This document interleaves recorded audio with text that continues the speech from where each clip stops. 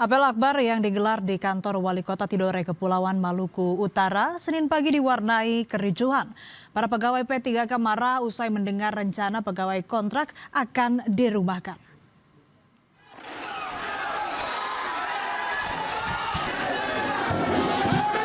Suasana apel yang mestinya hikmat berubah mencekam saat para pegawai pemerintah dengan perjanjian kerja atau P3K di lingkungan pemerintah Kota Tidore Kepulauan menumpahkan kemarahan mereka. Mereka protes usai mendengar rencana pegawai kontrak akan dirumahkan.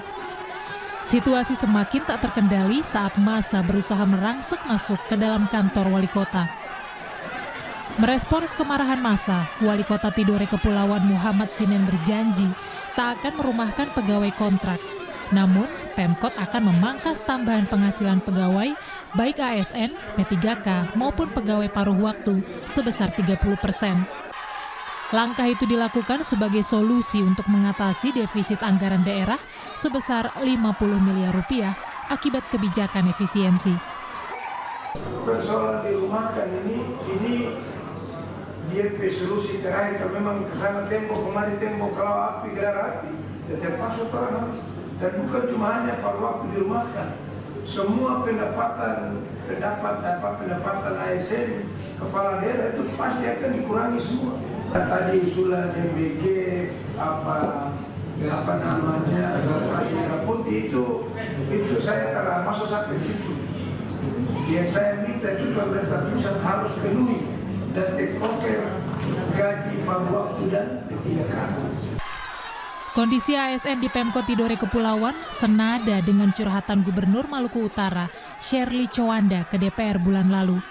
Di hadapan DPR, Chowanda mengaku Pemprov Malut tak lagi punya uang untuk membayar gaji para P3K hingga akhir tahun 2026. Karena kami sekarang tidak punya cash flow untuk membayar gaji P3K sampai dengan akhir tahun. Sehingga apakah masalah kami daerah selesai, tetapi permasalahan kita di daerah ketika kita harus melakukan inovasi, banyak tools, banyak otoritas dari kami itu yang sudah diambil oleh pusat.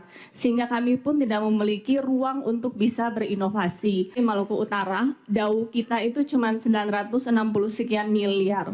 Sedangkan belanja pegawai kita tuh 1,1 triliun. Artinya belanja pegawai kita tuh sudah melebihi DAU. Pemerintah pusat memangkas anggaran transfer daerah sebesar 848 triliun rupiah menjadi 650 triliun rupiah. Hal ini membuat kepala daerah mesti berhemat sambil tetap memastikan pembangunan daerah tetap maksimal.